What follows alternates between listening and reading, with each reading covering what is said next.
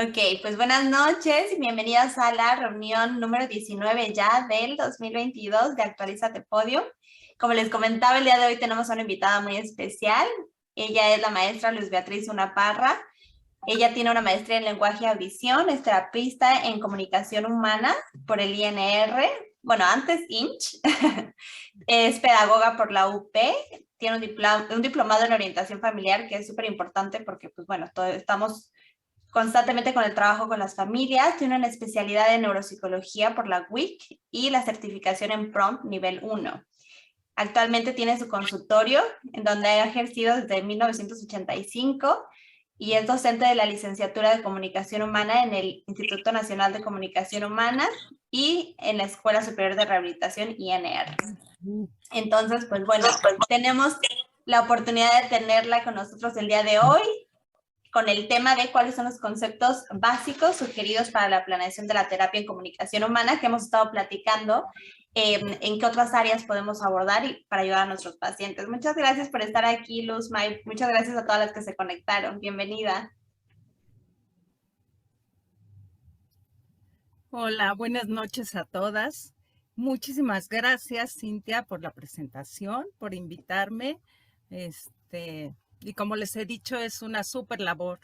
Eso, desde el nombre, ¿no? De Actualízate Podium, y ha sido realmente, es el objetivo, ¿no? Entonces, pues espero que esto también sea Actualízate y refresca algunos de los conceptos.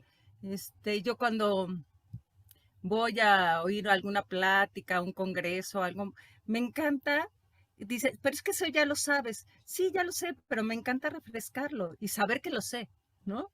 O sea, verlo ir para saber que lo sé. Y siempre hay algo nuevo, ¿no? Entonces, me gustaría, lo que vamos a ver hoy tiene que ver mucho con la organización. La organización desde nosotros como profesionistas de la comunicación humana. O sea, cómo se organizó o cómo hemos organizado todo nuestro conocimiento y cómo las instituciones nos han ido ayudando a organizar ese conocimiento. Si ustedes ven, pues este conocimiento lo voy a presentar como un organigrama. Y un organigrama porque en un organigrama podemos estructurar, colocar todas las áreas en este, en este momento, digamos, todas las áreas de la comunicación humana y dándoles una jerarquía. O sea, como en cualquier organigrama, hay los que están más arriba, que tienen cierta jerarquía, en relación a los que están más abajo, ¿no? Que dependen de. Entonces, así es como lo tengo yo planeado. Y, y bueno, así es como lo hemos visto nosotros en comunicación humana y de quienes nuestra alma mater es el INCH y el Instituto Nacional de Rehabilitación, ¿no? O la comunicación humana también. Entonces, bueno, básicamente la comunicación humana la tenemos clasificada en 4 grandes áreas, que es la audición, el lenguaje y el aprendizaje. Hay una área que les puse aquí abajito, que es la deglución. ¿Por qué la puse acá? No la tengo todavía acomodada, porque para mí no es independiente, ¿no? Y la vamos a ver dónde la tenemos colocada. Pero los terapeutas de comunicación humana han, han abierto camino en esta área y se han formado en esta área, ya que hay quienes se dedican únicamente a la deglución. Entonces, ellos están luchando porque esta área se sume y tenga la misma jerarquía que audición, lenguaje y aprendizaje. Entonces, aquí está, no la descartamos, es muy importante, la vamos a dejar ahorita ahí y luego van a ver dónde la vamos a poner. Y algo más sobre lo que les quería hablar en un principio es que nosotros tenemos algunos pilares muy importantes que nos han ayudado en nuestra formación. Uno, o sea, estos que puse aquí, principalmente la anatomía, fisiología y patología en el sistema nervioso, central y periférico. O sea, tenemos que estar fuertes en esa área. Otra área en la que tenemos que estar muy fuertes es en la lingüística. Otra más, la neuropsicología, y una más, la pedagogía. En la neuropsicología tenemos también esta parte de la psicología evolutiva también y el neurodesarrollo. Y en la pedagogía, pues todas las metodologías, todas las estrategias, todas las técnicas entran aquí.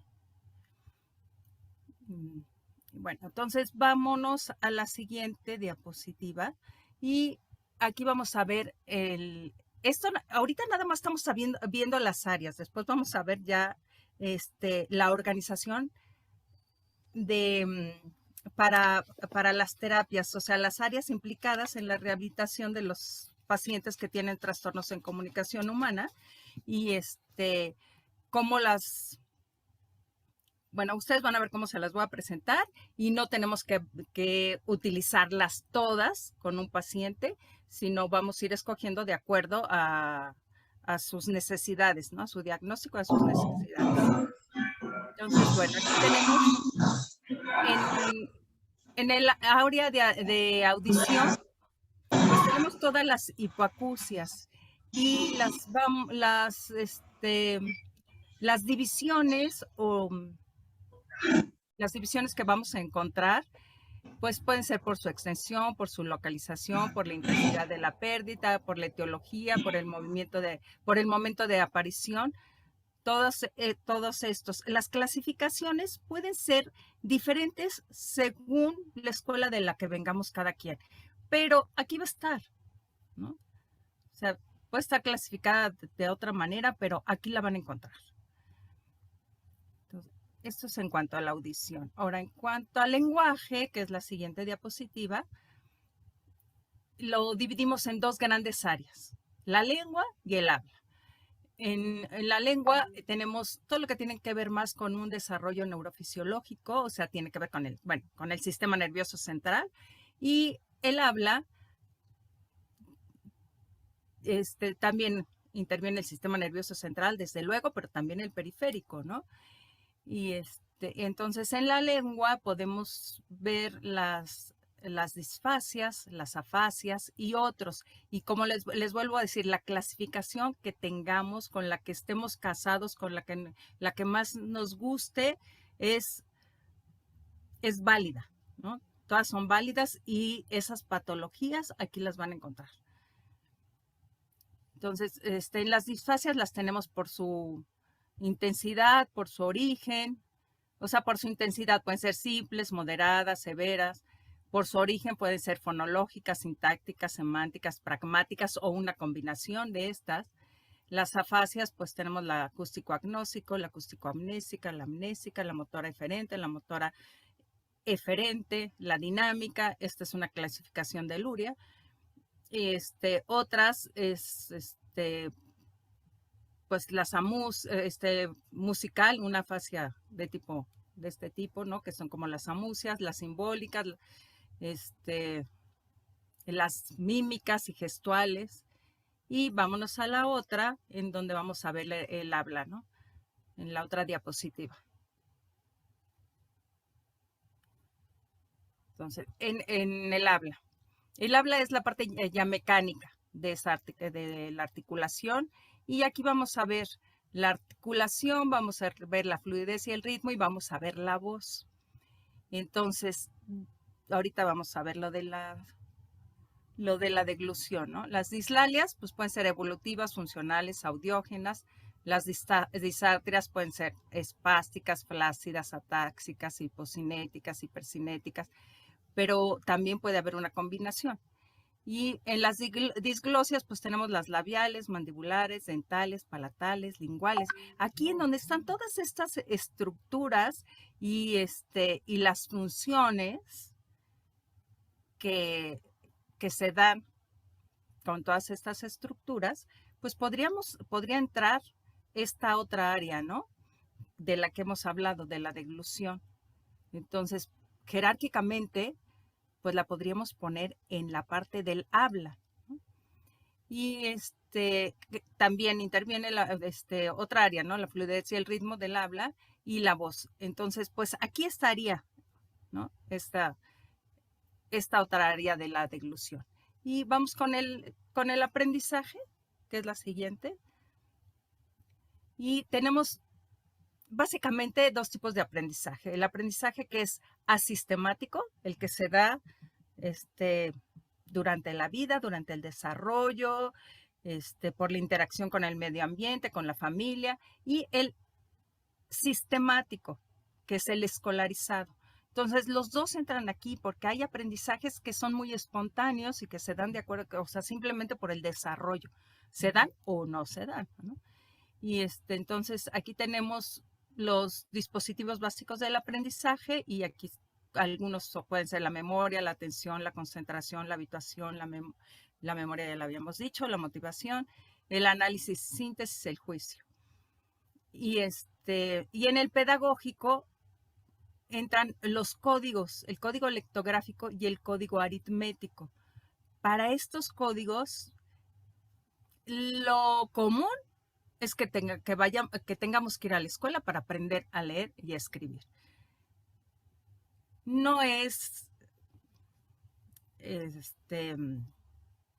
aquí así como que a la fuerza, si no va a la escuela no va a aprender a leer y escribir, ¿no? El tener el contacto con los códigos te va a ayudar a aprender a leer y escribir, pero bueno, esto se da sistemáticamente en la escuela. Y las problemáticas que se derivan de estos aprendizajes, ¿no? Cuando no se dan adecuadamente o cuando no se pueden establecer por alguna razón adecuadamente. Entonces, tenemos problemas en lectura y en escritura, ¿no? Y aquí pues vamos a ver, pues de acuerdo al origen, ¿no? Y otro de los que decíamos de los aprendizajes pedagógicos es el aprendizaje aritmético. Y aquí encontramos las discalculias y las acalculias. Otros más, que pueden ser de origen psíquico y neurológico, lo ponemos aquí porque estos trastornos cursan con problemas de aprendizaje porque estos dispositivos no están bien establecidos o porque están teniendo algún déficit, ¿no? En estos dispositivos. Entonces, pues van a cursar con este tipo de trastornos y por eso lo pusimos aquí en otros. Y trastornos neuromotores también, porque bueno, si hay un trastorno neuromotor, pues la escritura se puede ver afectada también, ¿no? Como el lenguaje también se puede ver afectado. Entonces pasamos a la siguiente. Y aquí puse algunas de las patologías que cursan con trastornos en la comunicación humana. Cada vez que reviso este cuadro, me doy cuenta que hay muchas cosas que se pueden añadir o que a lo mejor se pueden quitar, ¿no? Y ahorita, revisándole, pues vi aquí de qué estamos hablando en el punto 4, ¿no? Cuando hablamos de estos retardos del lenguaje, pues ahora hablamos de los hablantes tardíos, ¿no? Niños que tienen un poquito más de año y medio y no están evolucionando en su lenguaje de acuerdo a su edad. Entonces ya se empieza a hablar de hablantes tardíos y ya se empieza a intervenir, ¿no? Hay una gran tendencia a intervenir en la estimulación del lenguaje en estos hablantes tardíos. Entonces, por eso lo puse aquí. Antes no hablábamos de estos niños, ¿no? Nos esperábamos hasta que tuvieran más de 2 o 3 años y si no estaban adquiriendo adecuadamente el lenguaje, pues entonces ya iban a terapia. Pero aquí estamos hablando de niños de 18 meses. Y otro trastorno al que se le ha dado mucha importancia es los trastornos neurosensoriales, ¿no? Actualmente.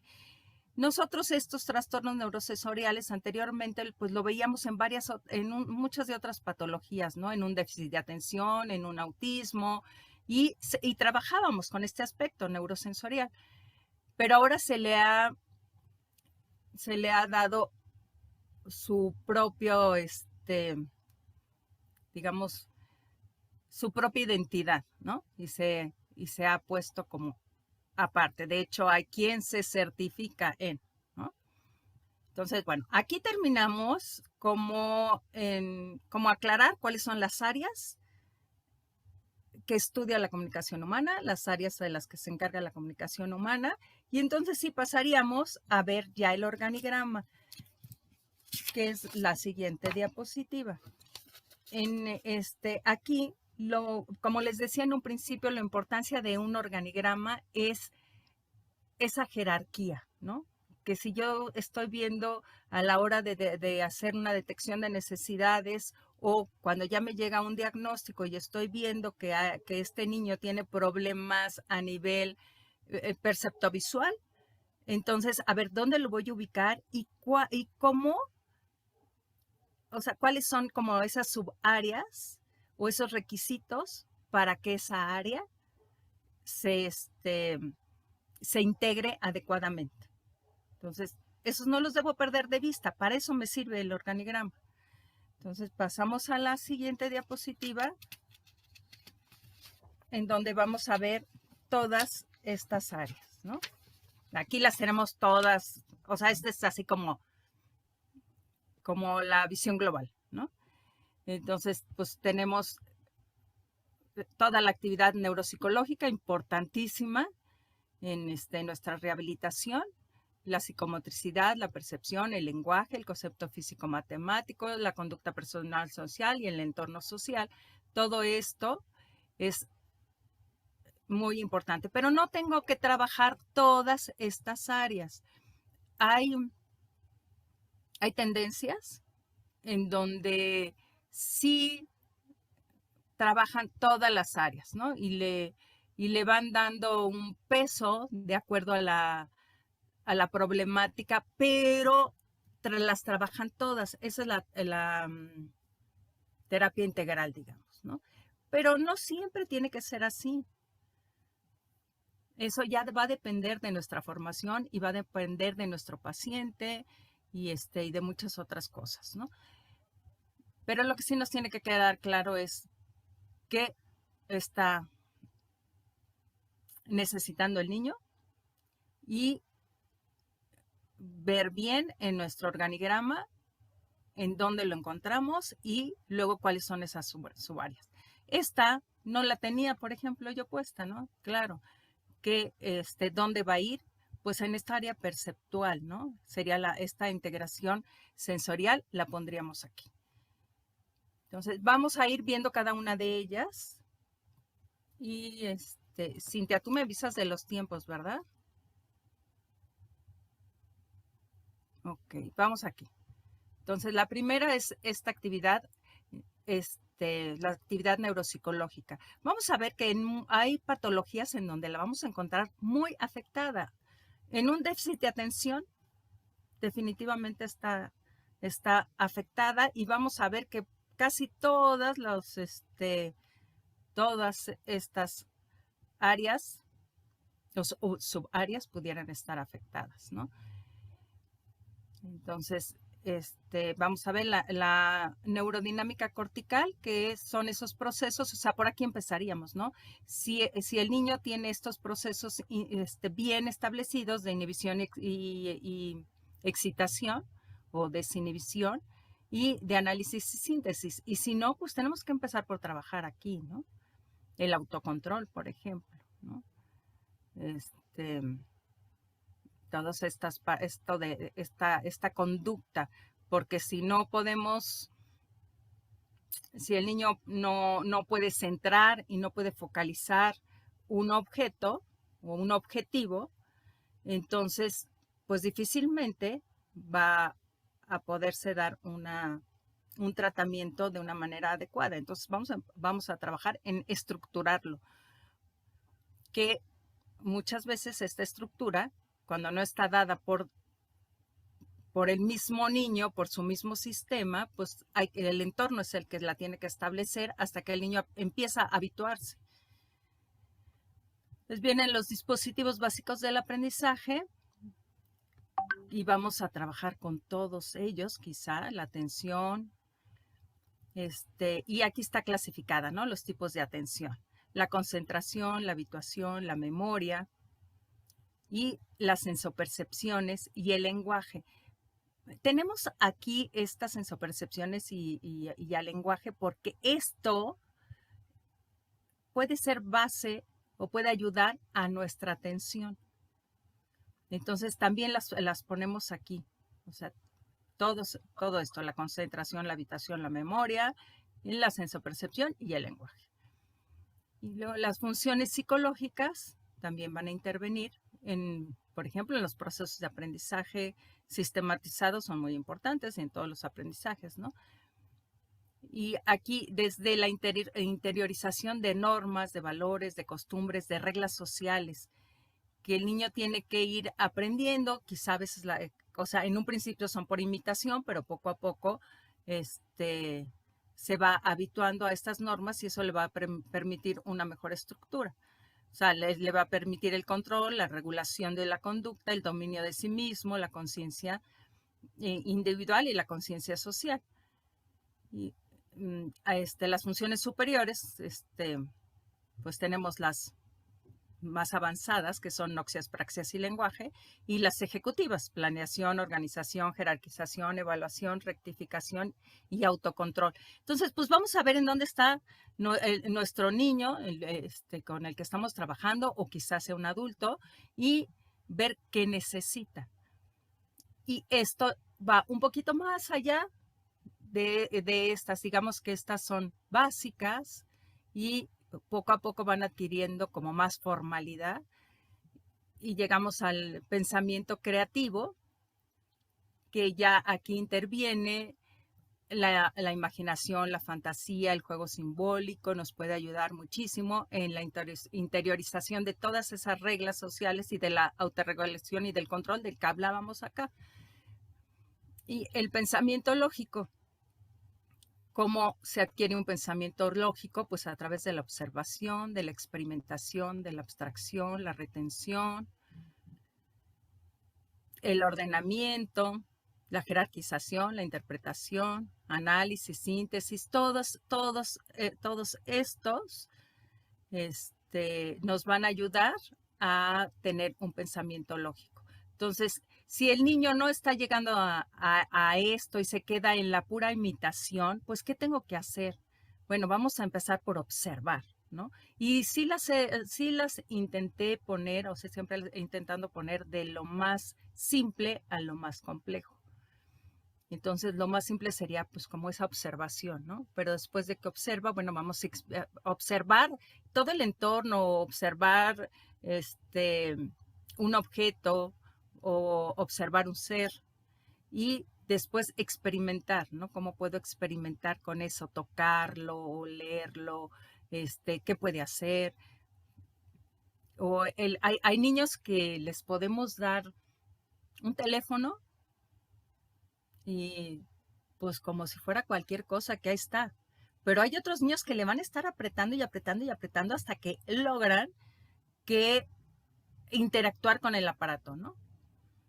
Entonces ahí ya están experimentando y ya están teniendo un aprendizaje. O sea, logran manipularlo y tener una respuesta. Entonces, bueno, pasamos a la siguiente. Después de esa actividad, bueno, vienen estas áreas. Quizá algunos, cuando estudiaron comunicación humana, no vieron esa diapositiva anterior, ¿no? No la tenían tan integrada. Y veíamos desde aquí, ¿no? ¿Cuáles son las áreas? Y empezamos por el área psicomotriz, ¿no? Entonces, pero bueno, esta área es básica, pues porque son los primeros aprendizajes que tenemos en nuestra vida, ¿no? A través del movimiento y de las sensaciones. Entonces, aquí tenemos las áreas de esquema corporal, de coordinación, noción espacial, noción temporal y la grafomotricidad, un área más que ya hace mucho integramos aquí. Entonces, en el esquema corporal, pues desde el conocimiento del propio cuerpo, la abstracción del cuerpo, la proyección del cuerpo y hasta llegar al conocimiento de la lateralidad, ¿no? Y en coordinación, pues equilibrio, ritmo, la coordinación motriz gruesa, que nos va a dar las praxias, y la fina, y esa velocidad de reacción que vemos muchas veces lenta, lenta, lenta en nuestros niños que tienen algún problema en comunicación humana. La noción espacial, pues desde la posición básica, es como se va a adquirir esta noción espacial: acostado, sentado, parado, en marcha, posición en el espacio, atrás, adelante, de lado, arriba, pues, y muchas de estas cosas que se trabajan, bueno, que se van dando como un aprendizaje no sistematizado, asistemático, pero que después se trabajan mucho en el preescolar, ¿no? Y la noción temporal, el aquí y el ahora, ¿sí? ¿Qué día es hoy? ¿Sí? Y pues lo trabajamos nosotros también mucho, ¿no? Es algo que en terapia siempre vemos, ¿no? Hoy es tal día, ¿no? Ayer fue, mañana será, pues los días de la semana, el estado del tiempo, organizarnos también en un horario, organizar las actividades, en las secuencias, ¿no? Que también las secuencias las vamos a ver en la siguiente área. Y la grafomotricidad, ¿por qué? Porque es una praxia. Y como praxia, hay un movimiento, y dentro de ese movimiento se va dando un movimiento ligado a otro movimiento para que se dé el trazo y se forme una grafía, ¿no? O un número, una letra o un número. Y para eso pues se necesita desde la pinza, ¿no? Desde la tensión, cómo estoy tomando el lápiz, que no se me suelte de la mano y que tampoco esté tan apretado, ¿no? Porque si no, ese trazo no me va a salir correcto, o voy a romper la hoja o lo que sea, ¿no? Entonces todo esto lo checamos y lo vamos viendo, y en qué podemos ayudar, o sea, en qué podemos apoyar al niño, y que sí ya, en dónde está muy bien, ¿no? Que nos necesita ese apoyo. Y vamos a la siguiente, a la percepción. Aquí está, ¿no? Ahora, en ninguna área está desligada de otra, ¿eh? Entonces, eso también tenemos que tomarlo en cuenta. Vamos a ver que aquí encontramos algunas cosas que ya vimos en la diapositiva anterior, que era la diapositiva de la psicomotricidad. Entonces, bueno, en la percepción, pues tenemos la percepción visual, la auditiva, la táctil, la gustativa, la olfativa, la propiocepción y la integración sensorial. Entonces, aquí en la visual, pues todas las modalidades de la percepción visual, desde la coordinación visomotriz, en donde pues ahí entraría el barrido ocular, la constancia de forma, de tamaño, de color, de figura, de fondo, de posición en el espacio, o sea, las relaciones espaciales, la memoria visual, el análisis, síntesis visual y la organización visual, el cierre visual. Ahí por eso el Gestalt es lo referente a ese cierre. Luego en la auditiva, las modalidades de la percepción auditiva, que son la conciencia al sonido, la alerta al sonido, de la discriminación gruesa, la figura fondo auditivo, la discriminación fina, el cierre auditivo, la memoria auditiva. Y en la táctil, las texturas, la temperatura, el estado de los elementos, las propiedades, la constancia de esas propiedades, el volumen, las respuestas de dolor, ardor, comezón, y aquí pusimos las grafoestesias, ¿no? Porque pues es muy importante esta percepción táctil para sentir la presión que estoy poniendo en ese lápiz. El aprendizaje pues entra por muchísimas vías, ¿no? Y no nada más por la visual y la auditiva. La táctil a veces le damos menos importancia porque a lo mejor esa visual está muy bien y la auditiva está muy bien, entonces pues a táctil le doy menos importancia. Pero si nuestro niño tuviera un problema a nivel visual y auditivo a la vez, pues tendría que darle mucha importancia a esta percepción táctil, porque el aprendizaje estaría basado, o esa entrada del input del aprendizaje estaría basado en esta percepción. Y pues la gustativa, pues los sabores, aquí los tenemos, y la detección, hasta llegar a poder detectar una sustancia si son nocivas o no. Sí es importante. No lo hacemos nosotros quizá en la terapia ni en la escuela están dedicados a esto, más bien se trabajaría visual y auditiva, pero pues en casa habría que hacerlo, ¿no? Que el niño sepa qué elementos, qué sustancias pueden ser nocivas. Y olfativas, aquí también las tenemos, que nos podemos apoyar en estas entradas de información también, y la propiocepción sinestésica y estática. Esto es muy importante también para el aprendizaje de la lectoescritura, por ejemplo, que el niño esté bien sentado, que sepa en qué posición está, que sepa en dónde se encuentra y cómo se encuentra, su más, ¿no? Y que pueda disociar los movimientos. Pero esta disociación de movimientos no nada más la vemos en la lectoescritura, también la vemos en el habla, ¿no?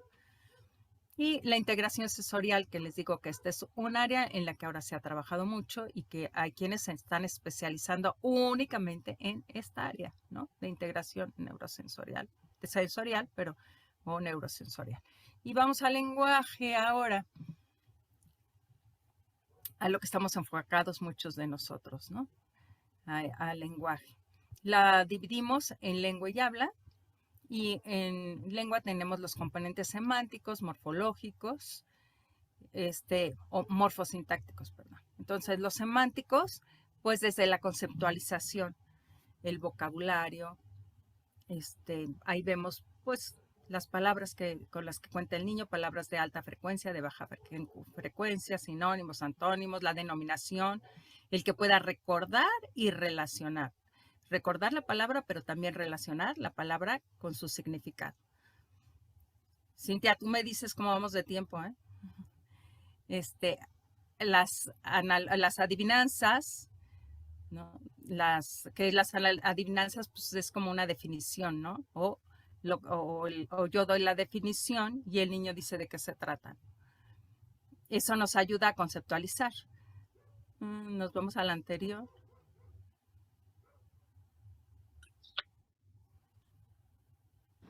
La otra. Antes.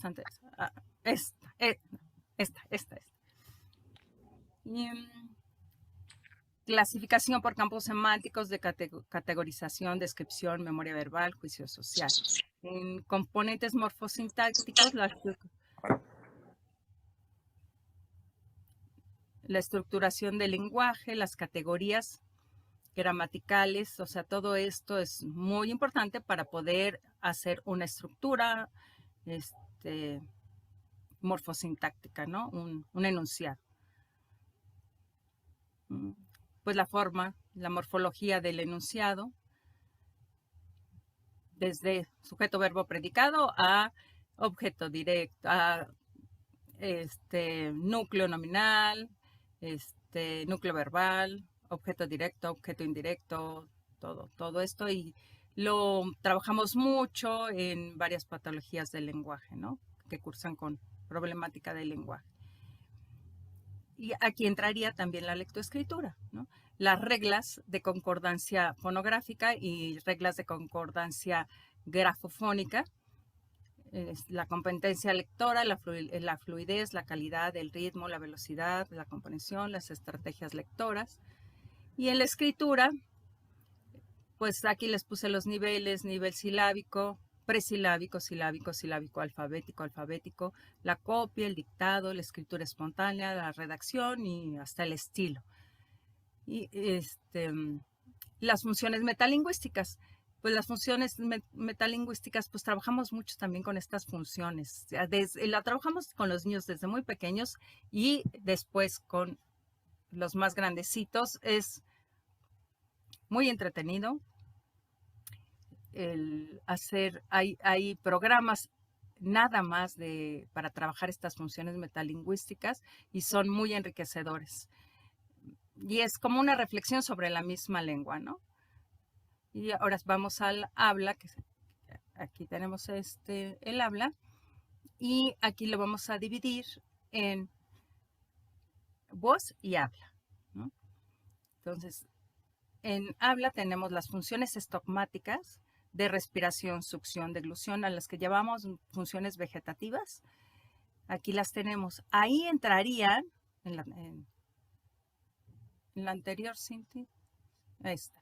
Aquí entraría esta área de la deglución de la que les hablé en un principio, que quería quedar al nivel de audición, lenguaje y aprendizaje, pero pues yo creo que debiera entrar aquí como algo muy importante, desde luego, y entrar aquí. Y es todo pues un camino muy importante para el terapeuta en comunicación humana que se está dedicando a esto. Las praxias prefonatorias de lengua, de velo de paladar, de labios, de mejilla, músculos, todo esto, los necesitamos el trabajo con estas praxias cuando no está bien establecido, para que colabore con un habla adecuada, ¿no?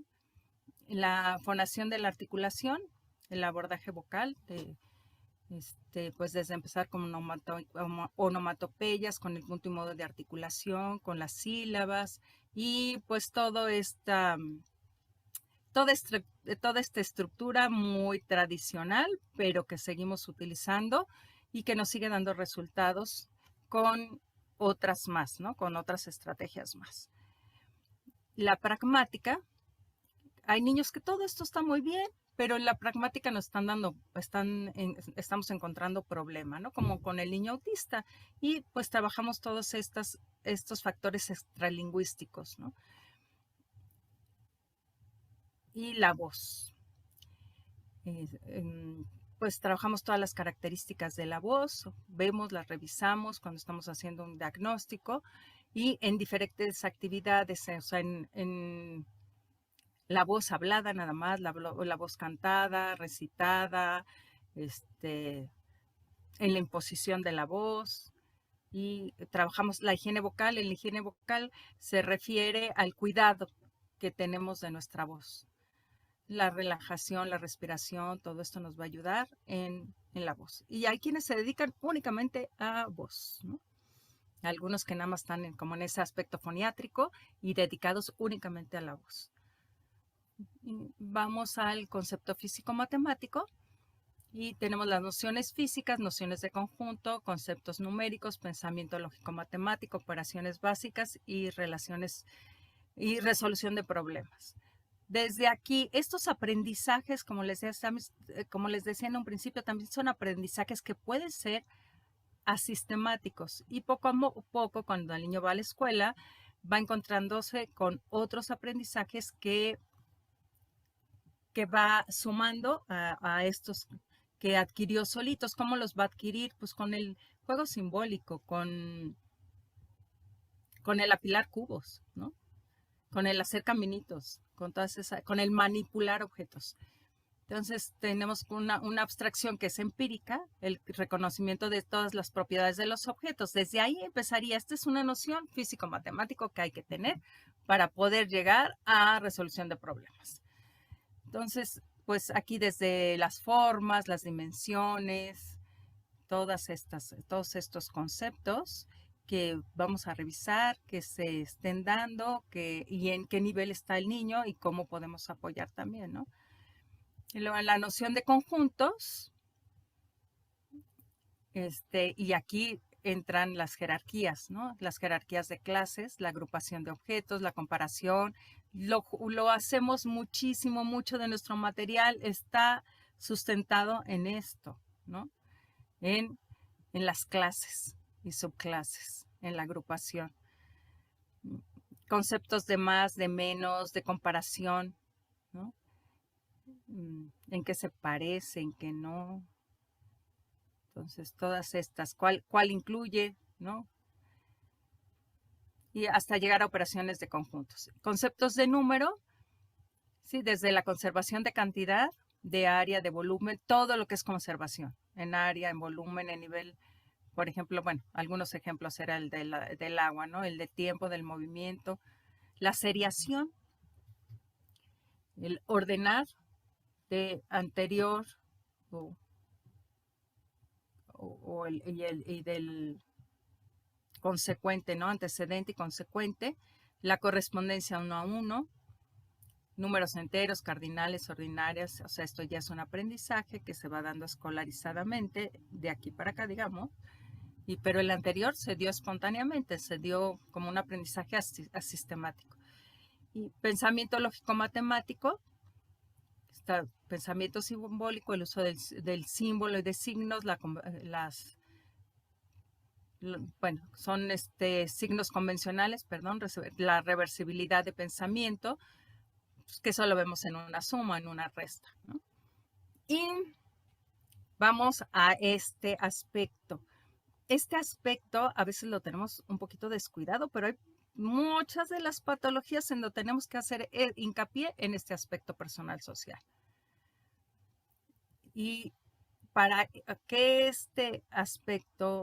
para poder trabajar en este aspecto, necesitamos estar bien capacitados en estas áreas de orientación familiar y de orientación educativa y escolarizada. Pero les estoy poniendo orientación, no en psicoanálisis familiar, no somos un psicólogos, nada más orientamos. Y ahí es muy diferente, pero para poder orientar necesitas conocer qué es lo que vas a orientar y a quién vas a orientar. Entonces sí tenemos que capacitarnos en estas dos áreas como algo muy importante. Entonces, y aquí vamos a ver en conducta personal social, los rasgos de la personalidad. Es importante conocer todos estos rasgos. ¿Y ahí terminamos o no? Aquí. Ok. Y la autonomía es otra de las áreas de la conducta personal social, muy importante también, que el niño sienta que puede hacer las cosas o hasta dónde las puede hacer o ayudarle a que las haga por él mismo, ¿no? Eso es lo que le va a dar autonomía, lo que le va a dar seguridad. Y en el entorno social tenemos la familia, el entorno familiar, el entorno escolar y otros entornos, ¿no? Entonces, en las familias, pues conocer qué tipo de familia es, el nivel socioeconómico de esa familia, qué apoyo tiene el paciente de esa familia. Y en lo escolar, conocer el sistema de la escuela, qué sistema le conviene o sería el mejor, cómo orientar a los padres para que ese niño o se quede en esa escuela o qué sería mejor para él, ¿no? Y cómo puede tener un mejor aprovechamiento escolar. Trabajar, esta es otra área en la que hay que trabajar mucho, en las adecuaciones, en el proceso de enseñanza-aprendizaje y en los contenidos programáticos. Muchas veces nos falta esta capacitación en esta área y no podemos ayudar del todo porque aquí nos atoramos, ¿no?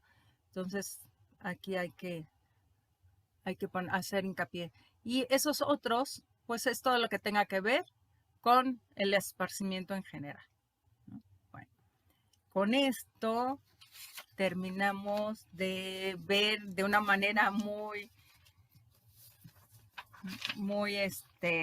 rápida, muy general, este organigrama.